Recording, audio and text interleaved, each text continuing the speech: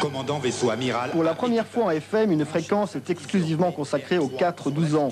Meupis FM, c'est son nom, sera lancé au Salon du Jouet. Son directeur, Denis Didelon, règle les derniers essais techniques de la radio récré. Quant à Gilles Gressier, le responsable de la programmation, il fait le pari que les petits loups choisiront eux-mêmes ce qui leur plaît.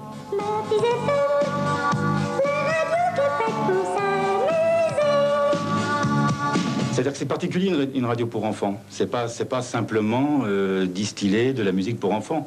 C'est avoir des histoires, avoir des contes, avoir des feuilletons, avoir beaucoup de jeux, puis avoir des services aussi au niveau des parents. Je veux dire, c'est tout un ensemble, une radio pour enfants. Et elle n'existe pas, donc il fallait la créer. Donc Meupis FM existe. Il y aura des indicatifs de séries télé et surtout les tubes des chanteurs préférés des juniors. Alors Meupis, la voix de Chantal Goya? On a découvert à travers les maisons de disques des groupes, des chanteurs quasiment inconnus qui font d'excellentes choses pour les enfants. Et je pense que ça va être pour eux aussi un nouveau moyen tout à fait original de pouvoir s'exprimer. Et c'est Meupis, le petit singe bleu du logo, qui a donné le label Meupis. Ça ne veut absolument rien dire. Nous avons seulement joué sur la phonétique du mot.